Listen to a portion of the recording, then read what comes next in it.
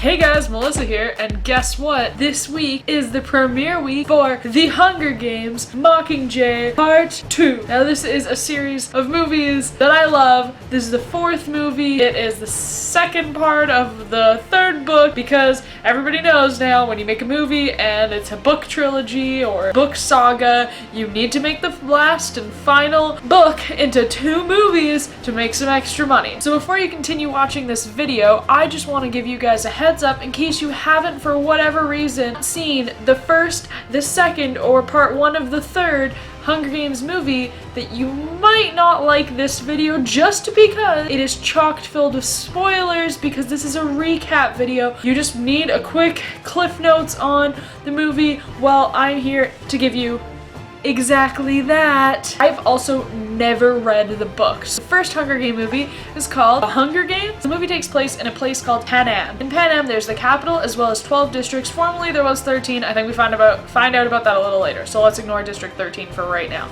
Sorry, District 13. No disrespect. Out of the 12 districts, a male and a female are chosen out of like a bowl. What happens if your name gets pulled out of the bowl? You are gonna go into the battle against 23 other people if you're chosen. Battle to the death. There is one winner. They are the victor of the Hunger Games. The capital is this futuristic nonsense. To me, it basically looks like a bunch of hipsters. During the reaping of District 12, we learned that Katniss she is the main character. She is eventually going to be known as the Mockingjay. Her sister's name gets pulled out of this bowl. It's the first time her sister's in. She's just a little girl. Katniss goes and says, "I volunteer as tribute." The male tribute is selected, and his name is Peeta Mellark, and he basically looks like this. Katniss and Peeta say bye to their family and they travel off to the capital with their chaperone, whose name is Effie, and their mentor, whose name is Hayman. Once they get to the capital, Katniss gets a makeover from Lenny Kravitz, who designs the clothes that she's wearing when they're doing this parade thing and it catches on fire, and then everyone's like, "Ah, the girl on fire," and then that becomes her nickname. I think that's something you should probably know, is that her nickname is the girl on fire. And it's time to fight, and they get shot up in these tubes into this dome. They all fight, and basically the next hour of the movie looks a lot like this. Peeta! Katniss! Peeta! Katniss! Peeta! Katniss! Also, when they're in the games of that movie, Katniss becomes allies with a little girl named Rue, and Rue takes care of her when Katniss gets stung by a bunch of bees. Unfortunately, Rue gets killed. Katniss is there for the whole thing, holds her, and she sings to her when she's dying, and it's a really emotional and sad and beautiful scene. One person can leave victorious after they've killed or survived. The game announcer, what the heck's his name? I don't remember his name, doesn't matter. Guess what? He dies. So he announces over the speaker thingy in the dome that there is not going to be one winner, but there could be 2 as long as they're from the same district. This makes Katniss and Peeta want to team up even more because not one of them is gonna leave, but both of them are gonna leave if they can survive. So it's left to the 2 of them. It's Katniss and Peeta. They're both from the same district. Therefore, with these new rules, they can both go home. Guess what? Rule changer. Only one of them is gonna leave. What do? They do what anybody else would do in this situation, but not because nobody else would ever do this. They say they're both gonna die. Take a handful of poison berries, count to 3, and then they plan on taking them. What happens when this is happening? Dude, game maker goes, no. Okay, we present the 2 victors. So then Katniss and Peeta both get to leave and live. Oh, and so in the first movie, right before the reaping, Katniss gives her sister a Mockingjay pin for protection. Right before Katniss goes into the game, she gets to say bye to her sister. She gives her the pin and says, "This will keep you safe." Well, it is called the Mockingjay, so that's also something important you should know. The second movie in the Hunger Games series is called Catching Fire. This movie basically starts out with President Snow visiting Katniss and warning her she had better do a better job of convincing everyone that Katniss and Peeta are actually in love, because he doesn't believe it, which means that not everybody's believing it. Basically, since they went to eat the berries, everyone is like, "Hey, they defied the capital. What if we defy the capital? What's gonna happen if we defy the capital?" President Snow doesn't want to find out what happens when people want to defy the capital. Does not ever want to lose the peace, because it will mean a rebellion, an uprising, and he doesn't want to deal with that. He just wants to be the president and make all the rules. As the victors, Peeta and Katniss have to travel around to the other 11 districts, say a eulogy, basically just say thanks as the winners of the previous Hunger Games. And when they go to District 11, which is where Rue, the girl who died in the first one, Peeta does something extravagant and he offers them a bunch of their winnings. Katniss gets all emotional and says this big thing about Rue and about Resh, and then this old man goes,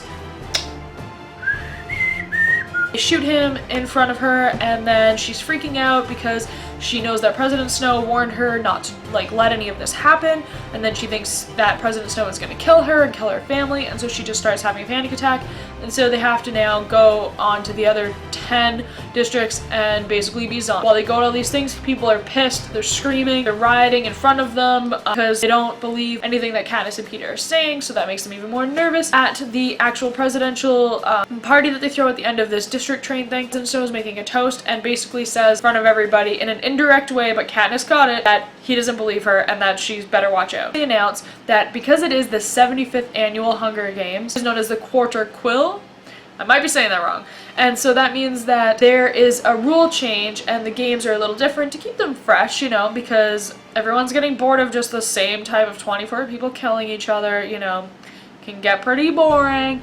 Anyways, there's a new game maker. His name is Plutar Heavensby. Him, along with President Snow, work together and decide that the new people chosen to compete in the 75th annual Hunger Games will be reaped from the existing victor. At the reaping, of course, Peeta and Katniss, they end up going in. Katniss basically begs Haymitch that Peeta stays safe no matter what, and yet Peeta made the same deal with Haymitch. On the way to the capital, Haymitch fills them in that this is not going to be like the other Hunger Games. They're going to need allies. I guess I haven't mentioned that yet. She's all about the bow and arrow thing. So they're going up in the tube again right before the games, and as soon as Katniss's tube closes, these peacemakers come in and start beating the crap out of Lenny Kravitz. She learns that Finnick, who is one of the previous winners who's in the game with her, is one of her allies. And then they find Peeta, and then they run around and they get their other allies together. People die, people don't. They figure out that the battle dome is set up after a clock, and on every hour a different thing hits the dome that they are in. Katniss realizes that at midnight and at 12 noon this big tree gets struck by light. Beatty, which is one of the guys she's aligned with,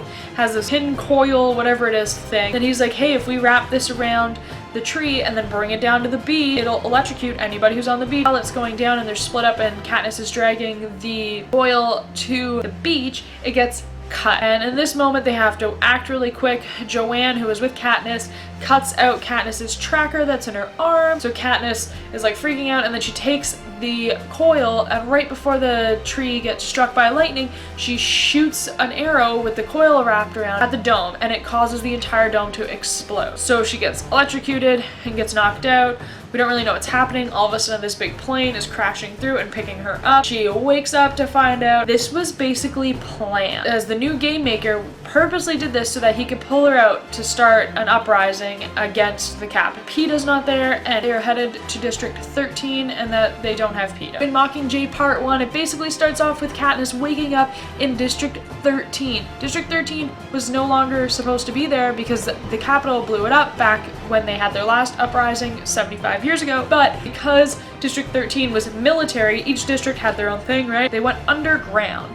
And what I mean by that is that they had dug this big tunnel living space all the way straight down into the ground where they have a bunch of ammunition and where they have been surviving. So District 13 has a president. Her name is President Coin. She, along with Plutar, have to try to convince Katniss that she is the Mockingjay and she will help make this uprising happen. She'll be the leader of the rebellion. They have to convince her to want to do that, basically because she's just really upset that they didn't bring Peeta with them. So they bring her to District 12 where everything has been blown up, and that's where her family was from. Thankfully her family, her mom and her sister, are okay, but the entire place is blown up. Thousands of people are dead. So she just freaks out and decides she's in. She wants to do this. She wants to stand up against the Capitol. While she's in District 13, the Capitol TV comes on, and it is video footage of Peeta. He's asking everybody to stand down and to no longer fight, and that this is not what was supposed to happen. And so everybody's mad at Peeta, and then Katniss is like, you know what, I'll be your Mockingjay, but there's some conditions, and the conditions are Peeta, Joanne, and Annie, who are the victors being held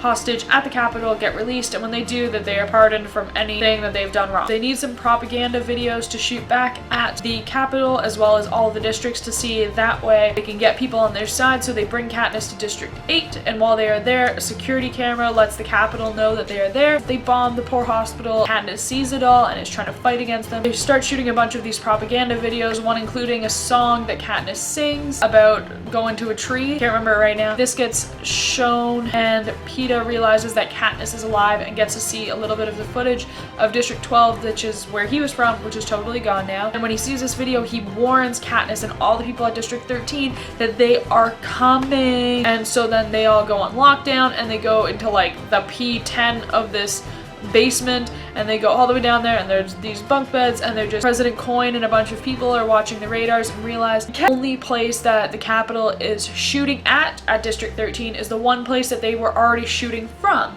So they lock down everything else. They actually don't get harmed. Nobody dies at all in the attack. District 5, I believe, breaks down the dam, and so the Capitol has no power. Coin decides that it's a great opportunity to send a team to go get Peeta and Joanne and Annie from the Capitol and bring them back. President Snow is talking to Katniss over a TV thing, and at the end of it, he basically says, "Hey, I know your people are inside the building. What do you think, I'm stupid?" And then it like cut. Katniss starts freaking out that both Gale and Peeta are going to be dead in the same night. It turns out that they survive. Back to District 13. That's where we see that they've totally been tortured. Katniss sees Peeta and goes over, and when Peeta locks eyes with Katniss, he attacks her. They knew that District 13 would come and try to get victors that they were holding hostage, so they changed Peeta into this like killer who would only be triggered by Katniss. After he attacks her, Katniss is in a neck brace and can't talk. She's awake and she sees him, and he is like strapped to a bed and freaking out, and that's where that movie ends. I personally am gonna go see Mockingjay Part 2 this Saturday, and I'm super excited about it because I know maybe some of you don't remember, or maybe some of you have never watched it and you told somebody that you did so that you could go and see the movie, which is pretty silly because you should just watch them because they're pretty good. But you just watch this recap, and I basically told you everything you need to know before you go and watch this new one, Mockingjay Part 2. If you liked this recap, let me know and I might do more. And as always, don't forget to like and subscribe. All my social media is going to be in the description box down below. And until next time, stay strange and may the odds be ever in your favor. Katniss! Peeta!